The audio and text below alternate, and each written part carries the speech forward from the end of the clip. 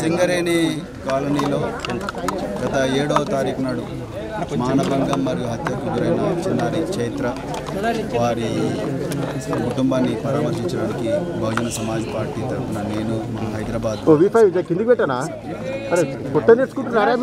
చాలా బాధగా ఉంది, చాలా ఆవేదనగా ఉంది, చాలా కోపంగా కూడా ఉంది. ఎందుకంటే ఈ పేద ప్రజల జీవితాల పట్ల ప్రభుత్వానికి ఏమాత్రం కూడా చిత్తశుద్ధి లేదని, సంఘటన జరిగి 4 రోజులు అవుతున్నా మరి సంబంధిత శాఖ మంత్రి కానీ, లేకపోతే ముఖ్యమంత్రి గారు కానీ, లేకపోతే మరి పురపాలక సంఘ శాఖ మంత్రి కానీ ఎవ్వరు కూడా ఇక్కడికి రాకపోవడం, ఎవరు కూడా ఈ కుటుంబాన్ని పరామర్శించకపోవడం అనేది చాలా అంటే చాలా బాధగా ఉంది. ఇంత ఘోరమైన అమానవీయమైన చర్య జరిగినప్పుడు మరి ప్రభుత్వానికి ఏమాత్రం కూడా చిన్న కొట్టినట్టుగా లేదన్న విషయం చాలా అంటే చాలా బాధ అనిపిస్తుంది. అదేవిధంగా ఈ కాలనీలో ఆ తల్లిదండ్రులతో మాట్లాడుతున్నప్పుడు వాళ్ళ జీవన విధానం వాళ్ళు ఇక్కడికి వచ్చిన నేపథ్యం అంతా కూడా చాలా నిజ గుండెలు పిండేసినట్టుగా ఉంది. మరి ఎక్కడో నల్గొండ జిల్లాలో ఉమ్మడి నల్గొండ జిల్లాలో దేవరకొండ ప్రాంతంలో నక్కలగండి ప్రాజెక్టుకు ముంపుకు గురై 5 ఎకరాలు పోగొట్టుకొని మొత్తం కూడా తనకున్న భూమి అంతా కూడా పోగొట్టుకొని సో ఈరోజు బతుకు తెరువు కోసం ఇక్కడికి రాజు అనే వాళ్ళ అమ్మాయి తండ్రి ఇక్కడికి రావడం జరిగింది. రోజు ఆటో నడుపుకుంటూ తండ్రి రోజుకు 600 రూపాయలు మాత్రమే సంపాదిస్తాడు. వాళ్ళ ఇంటిని కూడా చూసిన నేను కేవలం రేకుల షెడ్డు, ఒక 5 ఎకరాల ఆసామి ప్రభుత్వంలో మరి భూమి కూడా పోగొట్టుకొని సో ఈరోజు ఈ రేకుల షెడ్డులో బతికే దుస్థితి అనేది వచ్చింది. అదేవిధంగా మరి అమ్మాయి 3 గంటల మా ప్రాంతంలో కిడ్నాప్ అయిన విషయం మరి ఆ తల్లిదండ్రులు తర్వాత ఆ చుట్టుపక్కల వాళ్ళందరూ చెప్తున్నారు.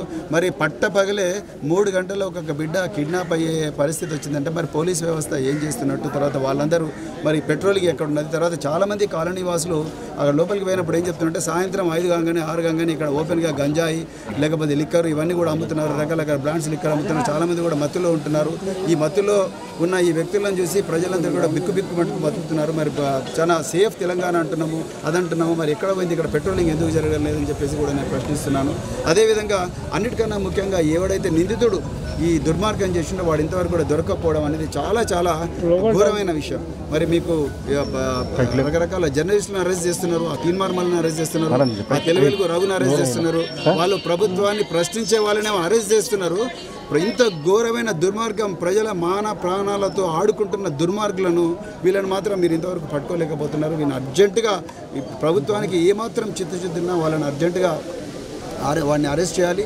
అరెస్ట్ చేసిన తర్వాత ఫాస్ట్ ట్రాక్ కోర్టు పెట్టాలి. ఫాస్ట్ ట్రాక్ కోర్టు పెట్టిన తర్వాత వెంటనే వాడిని ఉరిశిక్ష చేసే విధంగా మరి ప్రభుత్వం ఇన్వెస్టిగేట్ చేసి అదేవిధంగా వాడిని కోర్టు బోన్ మీద ఎక్కించాలి, ఉరికమ్మ ఎక్కించాలని చెప్పేసి బహుజన సమాజ్ పార్టీ తరఫున మేమందరం కూడా డిమాండ్ చేస్తున్నాం. అదేవిధంగా ఈ కుటుంబాన్ని కూడా ఆదుకోవాలి. అదేవిధంగా మా బహుజన రాజ్యంలో ఇట్లాంటి గాన్యం, అదేవిధంగా బహుజన రాజ్యంలో మేము చైత్ర పేరు మీద ఒక పెద్ద కోర్స్ అంటే ఒక అన్ని స్కూల్స్, అన్ని కాలేజెస్, అన్ని యూనివర్సిటీలో కూడా కోర్సు పెట్టి ఇలాంటి ఘోరమైన దుర్మార్గాలు జరగకుండా దీనికి మూల కారణం అనేది చదువు మీద ఉంది.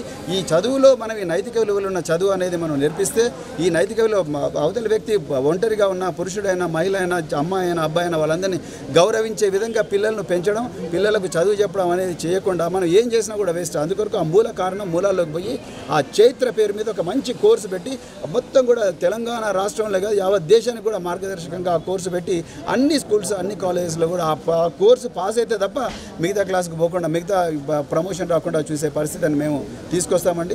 తర్వాత రాబోయే రోజులు ఇలాంటి సంఘటన జరగకుండా ప్రభుత్వం మళ్ళీ డిమాండ్ చేస్తున్న ప్రభుత్వం ఈ సంఘటన కాకుండా, ఈ పునరావృతం కాకుండా చర్యలు తీసుకోవాల్సిన అవసరం ఉంది. అదేవిధంగా ముఖ్యమంత్రి గారు, తర్వాత శిశు సంక్షేమ శాఖ మంత్రి గారు వీళ్ళందరూ కూడా అర్జెంటుగా ఇక్కడ వచ్చి కుటుంబాన్ని ఓదార్చిన అవసరం ఉంది. ఎవరు ఇంతవరకు ప్రభుత్వం నుంచి ఒక్క మంత్రి గారు కూడా లేకపోతే ముఖ్యమంత్రి గారు కూడా రాకపోవడం అనేది చాలా చాలా బాధాకరం.